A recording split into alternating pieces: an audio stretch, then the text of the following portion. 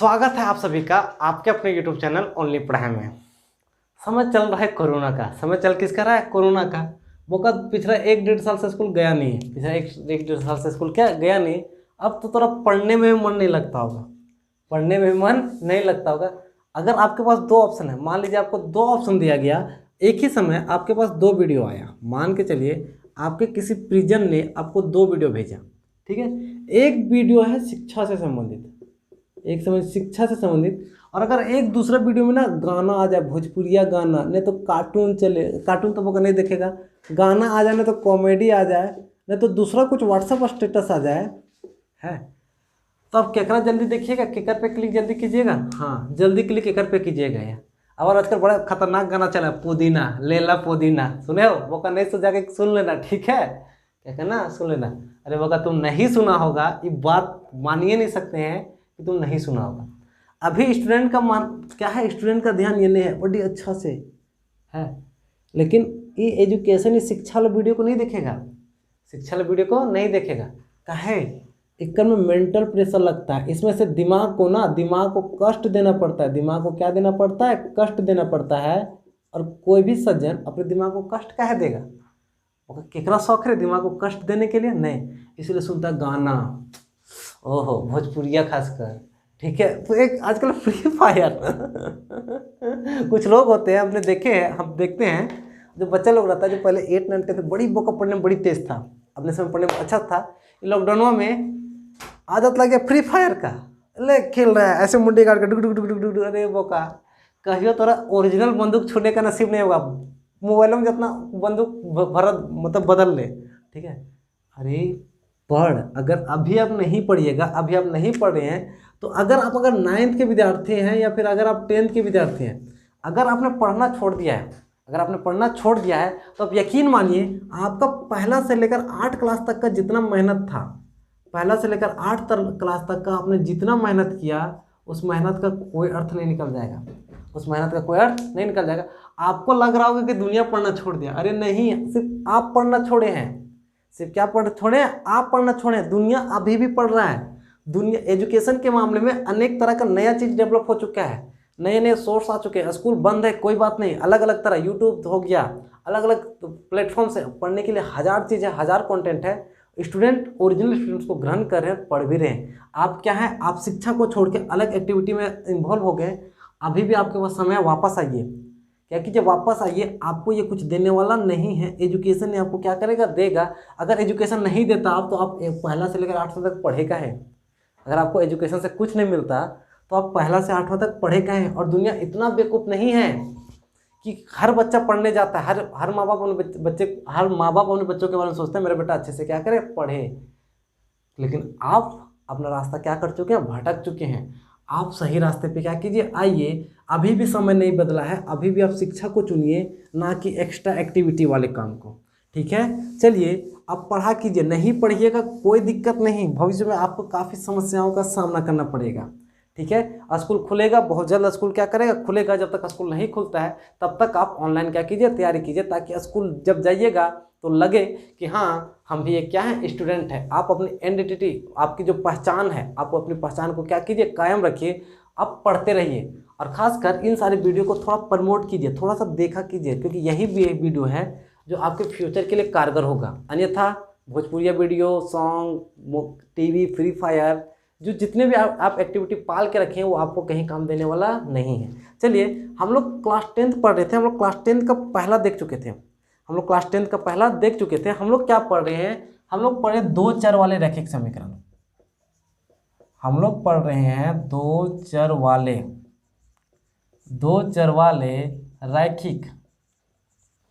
रैखिक समीकरण, 2 चर वाले रैखिक समीकरण के युग्म।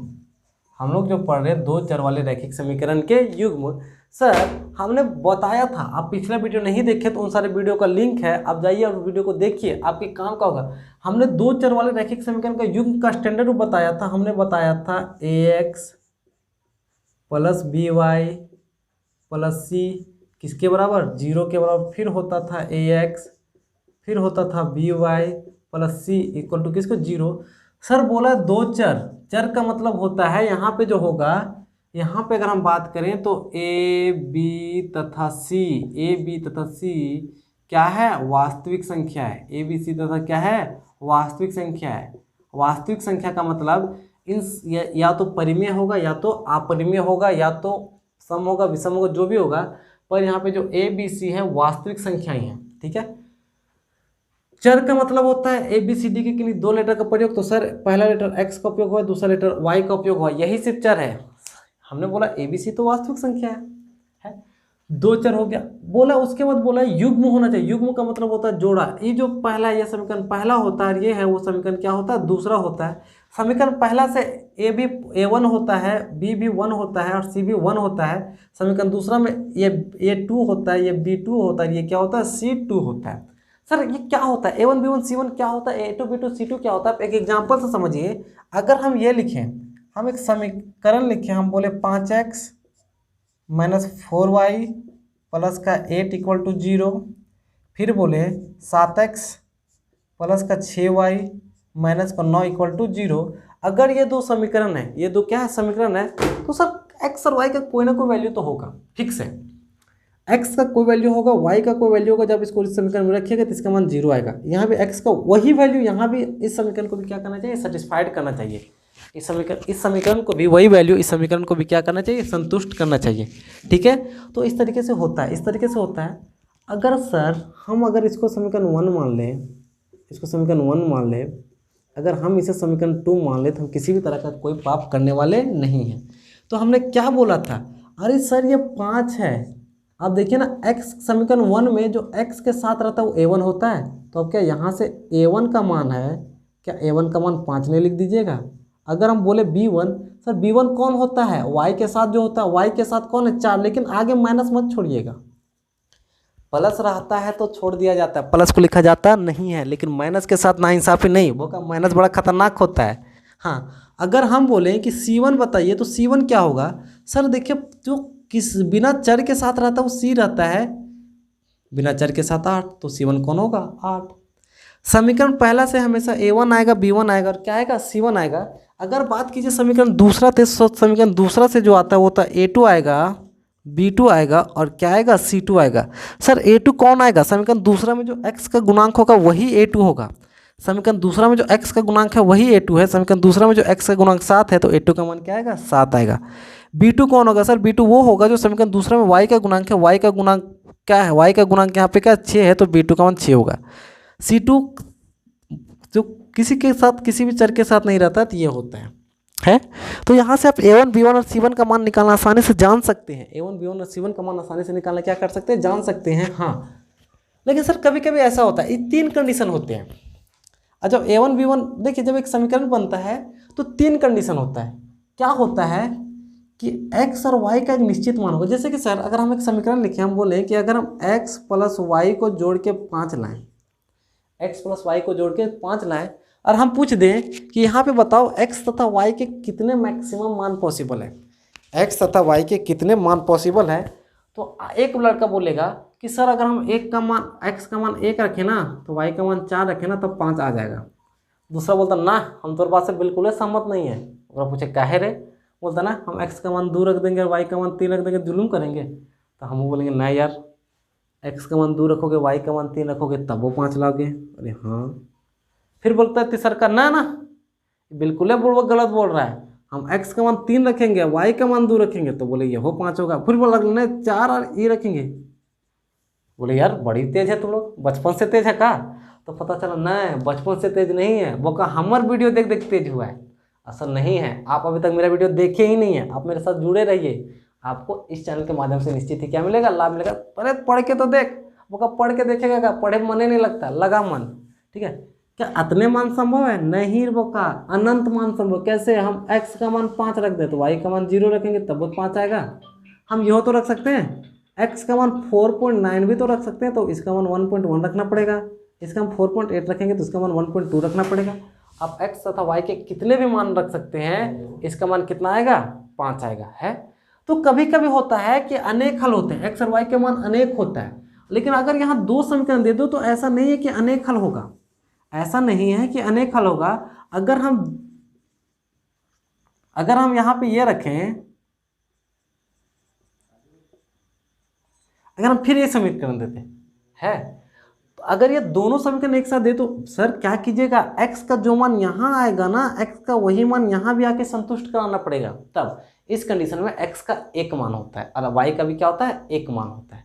कभी कभी x और y के मान अनेक होते हैं और कभी कभी x और y का कोई मान नहीं होगा। अगर हम यहाँ पे 18 दे दें तो x और y का कोई मान नहीं होगा। तो ये कभी कभी x और y के तीन कंडीशन बनते हैं, कभी संगत हल होता है, कभी असंगत हल होता है, कभी कोई हल नहीं होता है, कभी रेखाएं प्रतिच्छेद करती है, कभी रेखाएं प्रतिच्छेद नहीं करती है, कभी संपाती होती है। ये तीन कंडीशन होता है, तीन कंडीशन आपको जानना बहुत जरूरी है। ठीक है, चलिए हम a1 b1 समझ आया, a1 b1 समझ आया। हाँ, समीकरण पहले में जो x का गुणांक होगा a1, समीकरण पहले में जो y का गुणांक होगा b1, समीकरण में जो अचर रहेगा वो c1, समीकरण दूसरा में जो x का गुणांक होगा a2, जो y का गुणांक होगा b2 और जो चर रहेगा वो क्या, c2। ठीक है, हाँ, उम्मीद है कि आपको समझ आ रहा होगा। दो चर वाले रैखिक समीकरण, दो चर वाले रैखिक समीकरण। चलिए, हमने कल ग्राफ बताया था आपको, हमने कल क्या बताया था, ग्राफ बताया था। उसी ग्राफ के बल पे आप चलिए हम आगे कुछ करते हैं। क्या करते हैं, कुछ अलग करते हैं, कुछ क्या करते हैं, अलग करते हैं। वो का मोबाइल हिल जाता है रे, वो को आराम से रहना ही नहीं चाहता है।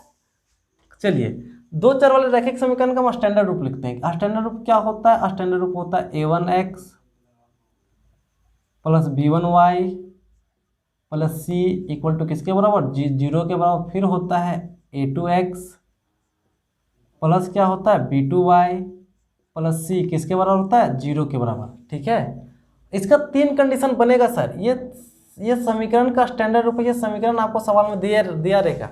बात अलग है कि a1 b1 और c1 के जगह पे, a1 b1 और c1 के जगह पे कोई संख्या दिया रहेगा। a1 b1 c1 जगह के क्या रहेगा, कोई संख्या दिया रहेगा। देखिए सर क्या होता है, केस वन कभी क्या होगा सर कि a1 बाय a2 ये नॉट इक्वल टू होगा b1 बाय b2 के। a1 by a2 not equal to होगा b1 बाय b2 के। सर a1 का मान रखिएगा बट्टा में b2 का मान, a2 का मान रखिएगा बराबर में b1 का मान। ये दोनों आपस में हल नहीं होगा, दोनों आपस में बराबर नहीं होगा। तब आपका समीकरण का, तब आपका क्या, समीकरण का संगत हल होगा। समीकरण का क्या होगा, संगत हल होगा। अगर sir a1 by a2 not equal to b1 b2 हुआ तब समीकरण का क्या होगा, संगत हल होगा। इसी को कहा जाता है समीकरण का अद्वितीय हल होगा। या फिर कह सकते हैं कि x तथा y का सिर्फ एक एक मान संभव है, सिर्फ एक एक मान क्या है, संभव है। ठीक है, अगर रेखाएं की बात करेंगी तो इसमें होगा रेखाएं एक दूसरे से प्रतिच्छेद करेगी।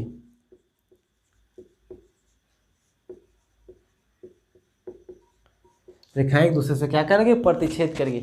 सर इतना कंडीशन बनता है। अब बोलिएगा रॉकेट साइंस है, करने याद होगा, अरे वो करना याद होगा, अरे होगा, कोशिश तो कर समझने का। क्या बोले, एक द्विघात समीकरण का स्टैंडर्ड रूप होता है a1x plus b1y plus c equal to 0, a2x b2। अगर a1 by a2 not equal to b1 b2 तो समीकरण का संगत हल होगा। संगत हल का मतलब समीकरण हल होगा, समीकरण हल होगा। आप समीकरण को हल कर सकते हैं, आप समीकरण को हल करके आप x और y का मान निकाल सकते हैं। ठीक है, संगत हल होगा। फिर क्या बोला है, समीकरण का अद्वितीय हल होगा। अद्वितीय हल का मतलब होता है सिर्फ एक हल, अद्वितीय। आपके जैसा कोई अद्वितीय नहीं है, मतलब आप है वही आप है, आपके जैसा कोई नहीं है, आपका अद्वितीय हल होगा। समीकरण का अद्वितीय हल का मतलब होता है x तथा y का सिर्फ एक एक वैल्यू मान संभव है। अगर a1 by a2 not equal to b1 by 2 होता है तो x और y का सिर्फ एक एक मान वैल्यू है। ऐसी कंडीशन में रेखाएं एक दूसरे से क्या करती है, प्रतिच्छेद करती है। जब आप ग्राफ बनाइएगा, जब आप क्या कीजिएगा, ग्राफ बनाइएगा इस तरीके से। आप जब ग्राफ बनाइएगा, यहाँ x लिखिएगा, x डैश लिखिएगा, y लिखिएगा, y डैश लिखिएगा। और ये दोनों समीकरण का जब आप ग्राफ बनाइएगा, जब दोनों समीकरण का ग्राफ बनाइएगा तो हो सकता है एक समीकरण का ऐसे रेखा जाए और दूसरा क्या जाए, ऐसे जाए। पहला रेखा ऐसे जाए, दूसरा रेखा ऐसे जाए, ये दोनों रेखाएं कहीं ना कहीं एक बिंदु पे कटेगी, कहीं ना कहीं एक बिंदु पे कटेगी, और जिस बिंदु पे कटती है उससे नीचे आने पे ये x का मान निकलता है, उससे इधर जाने पे किसका मान निकलता है, y। जहाँ पे रेखाएं प्रतिच्छेद करती है उसके सीधे x अक्ष पे जाने से जिस बिंदु पे प्रतिच्छेद करती है वो x का मान होता है, उससे y अक्ष की तरफ जाने से किसका मान होता है, y का मान होता है। ठीक है सर, समझ आया क्या? अगर a1/a2 not equal to b1/b2 होगा तब समीकरण का संगत हल होगा। संगत हल का मतलब समीकरण को हल किया जाना संभव है, समीकरण को आप हल कर सकते हैं। समीकरण का अद्वितीय हल होगा, अद्वितीय हल का मतलब समीकरण हल होगा, समीकरण हल होगा, आप समीकरण को हल कर सकते हैं। x तथा y का सिर्फ एक एक मान संभव है, x का भी एक फिक्स वैल्यू निकलेगा, y का भी एक फिक्स वैल्यू निकलेगा। ऐसी कंडीशन में रेखाएं एक दूसरे से क्या करती है, प्रतिच्छेद करती है। ऐसी कंडीशन में रेखाएं एक दूसरे से क्या करेगी, प्रतिच्छेद करेगी। प्रतिच्छेद करने का मतलब है रेखाएं ग्राफ में जब आप बनाइएगा तो रेखाएं एक दूसरे से मिलेगी, और जहाँ मिलेगी वहाँ पे x का एक वैल्यू होगा, y का भी क्या होगा, वैल्यू होगा। ठीक है, हाँ ये केस पहला था। केस पहला में क्या बोले, जब a1/a2 not equal to b1/b2 होता तो रेखाएं एक दूसरे से क्या करती है, प्रतिच्छेद करती है। ठीक है, आप इसको उतार लीजिए। जरा देखते दूसरा क्या है। अगर वो का ये हो जाए, अगर क्या हो जाए, अगर a1/a2 बराबर हो जाए b1/b2 के, अरे यहो बराबर हो जाए c1/c2 के, तीनों आपस में बराबर हो जाए, तीनों आपस में क्या हो जाए, बराबर हो जाए। a1/a2 बराबर हो जाए b1/b2 के, बराबर हो जाए c1/c2 के, तब क्या होगा, तब क्या होगा, ये केस दूसरा है। तब क्या होगा, तब नोट में, तब भी समीकरण संगत होगा। समीकरण क्या होगा, संगत होगा। समीकरण संगत होने का मतलब है कि सर समीकरण का हल आप निकाल सकते हैं, समीकरण का हल क्या कर सकते हैं, निकाल सकते हैं। ठीक है, दूसरा क्या है, समीकरण का अनेक हल होगा, तब जाके समीकरण का अनेक हल होगा। समीकरण का अनेक हल होगा। समीकरण का अनेक हल होने का मतलब है कि सर x और y का अनलिमिटेड वैल्यू निकलेगा, x और y का अनलिमिटेड वैल्यू, जितना वैल्यू निकाल सकते हैं उतना वैल्यू निकलेगा। समीकरण का अनेक हल होगा, और रेखाएं एक दूसरे से, रेखाएं एक दूसरे पर संपाती होगी। रेखाएं एक दूसरे पे क्या होगी, संपाती होगी।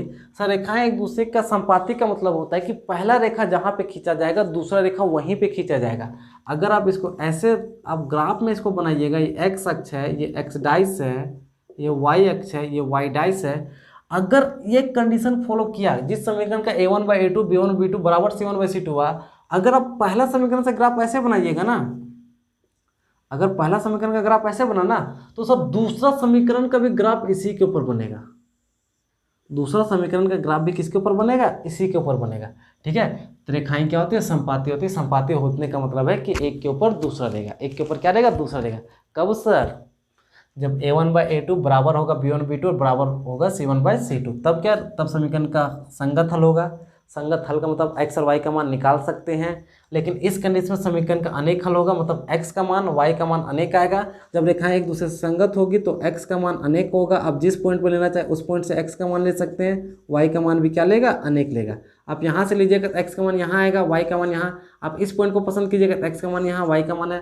आप इस पॉइंट को पसंद कीजिएगा, x का मान यहाँ, y का मान यहाँ। समीकरण का क्या आएगा, अनेक मान आएगा। ठीक है, ये इस कंडीशन में। ठीक है, हाँ, कब a1/2 नोट ये। तीसरा केस क्या होता है सर, तीसरा केस क्या होता है, तीसरा बड़ा जुलूम वाला है। तीसरा क्या है, तीसरा में बहुत जुलूम है। तीसरा में बहुत क्या जुल्म है, क्या जुल्म है कि सर केस तीसरा में होता है कि a1/a2 बराबर b1, ये बोका यहाँ जाके नॉट इक्वल टू c2 होता है। ये बोका बाद में धोखा देता है, शुरुआत में धोखा देता है तो लोग संभल जाता है। अगर आपको धोखा शुरुआत में मिलेगा ना तो आप संभल जाइएगा, लेकिन शुरुआत में बोलता है हम तुमसे दोस्ती रखेंगे, चल बराबर रखते हैं, कि बोका फुसला गया। हाँ, a1/2 बराबर, ये बोको b1/b2 c1/c2, ये बोको एक धोखा दे दिया, धोखा पीछे मिला। और जब धोखा पीछे मिलता है, अरे वो धोखा नहीं जो तुम समझ रहा है, ठीक है, वो धोखा नहीं जो तुम समझ रहा है, ये अच्छा वाला धोखा है। तोरा जो धोखा मिला है ना, वो गलत वाला धोखा मिला है। बोको केकरो में भरोसा कर लेगा, अरे चला केकरो में भरोसा मत कर, भरोसा करने से पहले सोच तो ले कि भरोसे के काबिल है कि नहीं। बोला जेब मिली, अरे हाँ रे पसंद आ गई, पसंद आ गए, वो का भरोसा कर लिया। अरे वैसा भरोसा नहीं करना, देख जब ये होगा a1/2 b1 not equal to c1/, तब क्या होता है, समीकरण असंगत होता है। समीकरण क्या होता है, असंगत होता है। समीकरण असंगत होता है मतलब कि समीकरण हल नहीं होगा। समीकरण हल कर सकते हैं नहीं है, तब इस कंडीशन में समीकरण का कोई हल नहीं होगा। समीकरण का कोई हल नहीं होगा। अब समीकरण का कोई हल नहीं होगा। अब समीकरण का कोई हल नहीं होगा। आप समीकरण का कोई हल निकाल नहीं सकते हैं। आप समीकरण का कोई हल निकाल नहीं सकते हैं, ठीक है। और तीसरा, रेखाएं, जो रेखाएं होती है एक दूसरे के, रेखाएं एक दूसरे के समांतर होती है। रेखाएं एक दूसरे के क्या होती है, समांतर होती है। जब आप इसे बनाइएगा तो रेखा क्या करने भागेगा, वो का मुंह फुला के अलगे अलगे भागेगा। धोखा मिल गया ने।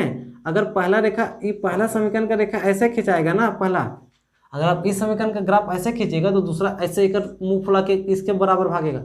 बोलेगा चल रे बोका, जहाँ जहाँ तू जाएगा तहाँ तहाँ हम जाएंगे ना, तुम तोड़ से हम मिलेंगे ना तू हमारे से मिलना, ना तुमसे हम मिलेंगे ना तुम क्या करना हमसे मिलना। समीकरण का कोई हल नहीं होगा, ये नहीं होगा रे बोका, ठीक है। समीकरण का कोई हल नहीं होगा, ठीक है। कब, जब a1/a2 बराबर b1/b2 not equal to c1/c2 होगा, तब समीकरण असंगत होगा, मतलब समीकरण हल करना पॉसिबल नहीं है। समीकरण का कोई हल नहीं होगा। कोई हल नहीं होने का मतलब है कि तुम हल ही नहीं कर सकता है। जब हल नहीं करेगा तो x और y का कोई माने नहीं निकलेगा। और तीसरा, रेखाएं एक दूसरे के समांतर होगी। रेखाएं एक दूसरे के क्या होगी, समांतर होगी, ठीक है। उम्मीद है कि थोड़ा समझ आ गया होगा। उम्मीद है कि थोड़ा समझ आ गया होगा। इकरा हम मिटा रहे हैं, इसको हम क्या कर रहे हैं, मिटा रहे हैं, ठीक है। देखिए, हम तो आपको 3 कंडीशन बताए। हमने आपको कितना कंडीशन बताया, 3 कंडीशन। 3 कंडीशन को हम यहाँ शॉर्ट पे लिख दे रहे हैं, आपको याद होगा। देखिए, पहला कंडीशन, अगर a1/a2 वो का धोखा खा गया शुरुए में b1/b2 से, अगर a1/a2 धोखा खा गया b1/b2 से, इसका मतलब है कि रेखाएं एक दूसरे को प्रतिच्छेद करेगी। रेखाएं एक दूसरे से क्या लड़ा हो जाएगा शुरू में, तब जाके x का 1 मान आएगा और y का भी कितना आएगा, 1 मान आएगा। समझ आया। जब शुरू में धोखा खाएगा, जब शुरू में धोखा खाएगा तो x का 1 मान आएगा, y का 1 मान आएगा, रेखाएं एक दूसरे से प्रतिच्छेद करेगी। दूसरा, जब एकदम रिश्ता अच्छे चलेगा, प्यार मोहब्बत वाला रिश्ता अच्छे से चलेगा, a1/a2 बराबर b1/c2, वो ना तो शुरू में धोखा खाए ना लास्ट में धोखा खाए, तब रेखाएं एक दूसरे से प्रतिच्छेद करेगी, तब इन लोग का मिलन हो जाएगा। और मिलन हो जाने का मतलब है कि रेखाएं संपाती होंगी। रेखाएं क्या होगी, संपाती होगी। रेखाएं संपाती होगी तो x का अनेक मान होगा, x का क्या होगा, अनेक मान होगा, और y का भी क्या होगा, अनेक मान होगा, ठीक है। तीसरा कंडीशन बताएं, अगर a1/a2 बराबर b1/b2 है और ये बोका लास्ट में धोखा खाता है c1/c2 से, नॉट इक्वल टू c1/c2 है, तब ये बोका ये होता है समांतर। रेखाएं क्या होती है, समांतर होगी, ठीक है। रेखाएं समांतर होती है, 7 समुद्र तक साथ में जाएगा पर मिलेगा नहीं। गाना सुना ना, 7 समुद्र पार। अरे बोका, वो लड़की को कौन बोला कि 7 समुद्र होता है रे, वो का 7 समुद्र खोजता है। अरे समुद्र 7 को नहीं होता, जो गाना सुने 7 समुद्र पार करके मैं पीछे पीछे आ गई, ओकरा पूछ रहे 7 को समुद्र कौन कौन है रे। खूबसूरती चढ़ने जाता है घास, ठीक है। खूबसूरती कहाँ जाता है, घास चढ़ने। अरे कोई बात नहीं, घास कितना चढ़ाइएगा। आगे देखिए, दूसरा नंबर बोला है, बोला a1/a2, b1/b2 और c1/c2 की तुलना करके निम्नलिखित समीकरण के युग्म द्वारा निरूपित रेखाएं एक बिंदु पर प्रतिच्छेद करके समांतर या संपाती है। आपको बोला है कि समांतर होगा, संपाती होगा, क्या होगा आपको बताना है। जरा देखते हैं कैसे बताएंगे। दूसरा का a नंबर 5x माइनस का 5y प्लस का 8 बराबर 0 है, नीचे 7x है, प्लस का 6y है, माइनस का 9 बराबर क्या है, 0 है। अरे बोका, ये बता, इस शुरुआत में दिया है तो एक समीकरण 1 मान में क्या दांत लगता है, एक समीकरण 1 मान लेगा तो का तोरा कुकुर सूंघेगा नहीं ना। जब नहीं सूंघेगा तो देखना रे, a1 कौन होता है, b यहाँ पे लिखना है, यहाँ पे, कहाँ पे, यहाँ पे, यहाँ पे A1 कौन होगा, B1 कौन होगा, C1 कौन होगा, नहीं जानेगा। कब होगा, A2 कौन होगा, B2 और C2 के बारे में नहीं जानेगा। काहे, कोई दिक्कत है तोरा, कोई दिक्कत नहीं है, कोई दिक्कत क्या है, नहीं है, ठीक है, कोई दिक्कत नहीं है, ठीक है। हाँ, इस तरीके से सवाल दिखेगा है। हम क्या बोले, A1 जो समीकरण 1 में x का गुणांक होता है, x का गुणांक कौन है 5, तो A1 का मान 5 होगा। B1 कौन, तो समीकरण 1 में y का गुणांक होता है, y का गुणांक -4, तो ये होगा C1 जो खुला सारण रहता है। A2 B2 C2 तो समीकरण दूसरा से ले जाता है। A2 कौन है, जो x का गुणांक है, x का गुणांक कौन है 7, B2 कौन 6, C2 कौन -9। बोला A1 by A2 B1 B2 का तुलना करके बताना क्या है। तो सर यहाँ आप A1 बाई A2 का जरा तुलना कीजिए ना। A1 का मान कितना है 5, A2 का मान कितना है 7। अरे जरा B1 और B2 का तुलना कीजिए। B1 का मान कितना -4, इसका मान 6 है। अरे सर जरा देखिए, क्या A1 बाई A2 5/7 है, B1 और B2 -4/4, क्यों काटिएगा भी तो 2 3 6 आएगा, 2/3 है। क्या सर A1 बाई A2 आपका B1 बाई B2 के बराबर है, क्या लग रहा है। सर A1 बाई A2 का मान आपका, A1 बाई A2 का मान 5/7 है, B1 बाई B2 का मान -2/3 है। क्या 5/7 और -2/3 आपस में बराबर है, नहीं। तो ये नॉट इक्वल टू होगा, यहाँ पे क्या कीजिएगा, not equal to A1 by A2 not equal to B1 by B2। जब ये A1 by A2 not equal to B1 by होता है तब क्या होता है, तब समीकरण संगत होता है, तब समीकरण क्या होगा, संगत होगा। समीकरण क्या होगा, संगत होगा। तथा जब समीकरण संगत होता है नॉट इक्वल, तब तथा रेखाएं एक दूसरे से, रेखाएं क्या एक दूसरे से क्या करेगी, प्रतिच्छेद करेगी। रेखाएं एक दूसरे से क्या करेगी, प्रतिच्छेद करेगी। सर यहाँ देखिए ना, A1 by A2 not equal to B1 B2 होता है तब रेखाएं एक दूसरे से प्रतिच्छेद करती है। x का भी निश्चित मान आता है, y का भी क्या निश्चित। इस समीकरण में x का भी एक फिक्स मान होगा, y का भी एक फिक्स मान होगा, जिसको आप बैठाइएगा तो ये समीकरण क्या होगा, हल हो जाएगा। क्या होगा, कैसे होगा, x और y का मान कैसे निकलता है, ये तो आगे निकालने का विधि जानिएगा। आप तो इसको ग्राफीय विधि से भी निकाल सकते हैं, लेकिन आगे और विधि जानिएगा, बस फिलहाल इतना जानिए, ठीक है। हाँ, ये पहला सवाल था। ये कौन सा सवाल था, पहला सवाल था, ठीक है। हाँ, दूसरा सवाल भी देखिए।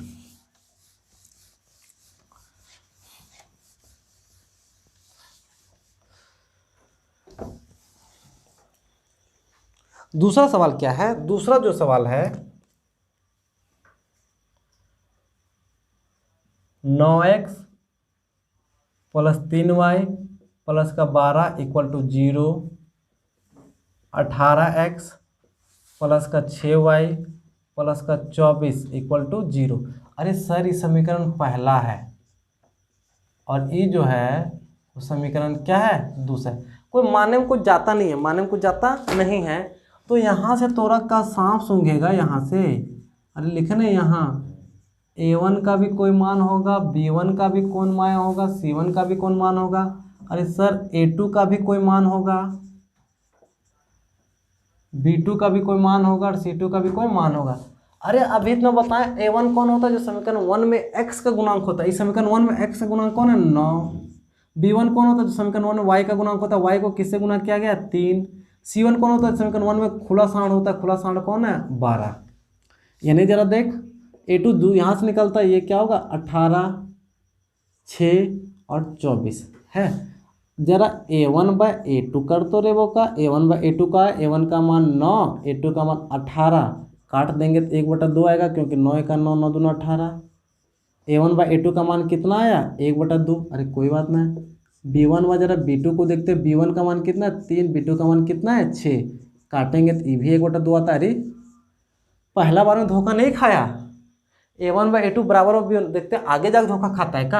अरे C1 बाई C2 को देखते हैं, C1 का मान कितना है 12, C2 का मान कितना है 24। अरे वो का यो 1/2 आता है, 12 का 12 बार 24। वो का यहाँ भी धोखा नहीं खाया, A1 बाई A2 का मान 1/2, B1 B2 का मान 1/2, C1 बाई C2 का मान 1/2। मतलब कि क्या है, मतलब है कि A1 बाई A2 बराबर है B1 बाई B2 के, और ये भी बराबर है C1 बाई C2 के। जब ये तीनों बराबर होता है तब रेखाएं क्या होती है, तब रेखाएं क्या होती है, तब रेखाएं संपाती होती है, संपाती होती है, जब रेखाएं समानुपाती होती है तब x तथा y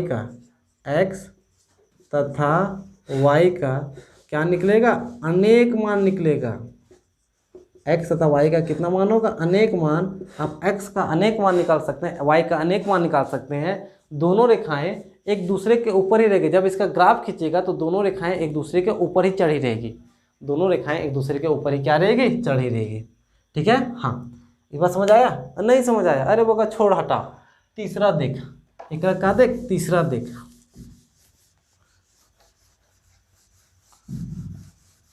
दूसरा का ही तीसरा देख।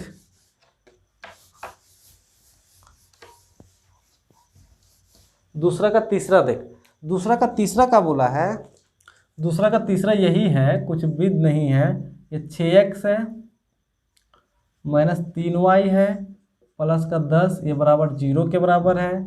ये 2x है माइनस का y है प्लस का 9 है, ये किसके बराबर है, 0 के बराबर।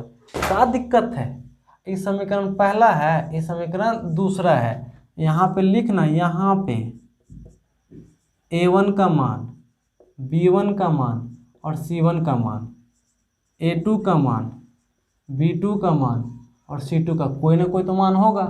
और इस समीकरण पहला में जो x का गुणांक होता है a1 होता है। समीकरण पहला में x का गुणांक कौन है, 6। अरे x का गुणांक का मतलब x को किससे गुणा किया गया, 6 से। समीकरण पहला में जो y का गुणांक होता है, y को किससे गुणा किया गया, 3। नहीं 3 के आगे लेकिन -3, माइनस को छोड़ना नहीं, प्लस को छोड़ दिया जाता है। प्लस के साथ नाइंसाफी, जो खुला साण होता है वो होता है 2। ये देखो y को किससे गुणा किया गया, सर कुछ नहीं दिख रहा है तो 1 दिख रहा है, लेकिन आगे माइनस है तो माइनस। ये खतरनाक होता है, ये क्या होता है, खतरनाक होता है। ठीक है, y को किससे गुणा किया गया, 1 से, लेकिन किससे, माइनस, क्योंकि आगे क्या है, माइनस है। अब जरा a1/a2 लेते हैं। a1 का मान कितना है, 6। a2 का मान कितना है, 2। काटेंगे, 2 1 2 2 3 6, कितना है, 3। जरा b1/b2 देखते हैं। b1 का मान कितना, -3, इसका मान -1 3। अरे इन लोगों का गाड़ी सही पटरी पे चल रहा है। a1/a2 का मान भी 3 है, b1/b2 का मान भी 3 है। लग रहा है कि गाड़ी सही पटरी पे चल रहा है। जरा देखते हैं आगे धोखा खाता है क्या। अच्छा आगे देख लेते हैं, c1/c2 के साथ देख लेते हैं। c1 का मान कितना है, 10 और c2 का मान 9। ले आगे धोखा खा गया, आगे क्या खा गया, धोखा खा गया। एक मतलब क्या हुआ, एक मतलब हुआ कि a1/a2 बराबर तो है b1/b2 के, लेकिन ये नॉट इक्वल टू c1/ किसके है, c2 के। जब ई कंडीशन होता है तब समीकरण, तब क्या सर, समीकरण असंगत होता है। समीकरण क्या होता है, असंगत होता है। समीकरण क्या होता है, असंगत होता है। तथा रेखाएं एक दूसरे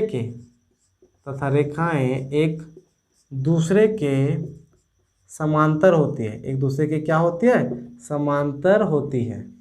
रेखाएं एक दूसरे के समांतर होती है और समीकरण का कोई हल नहीं होता है। और समीकरण का कोई हल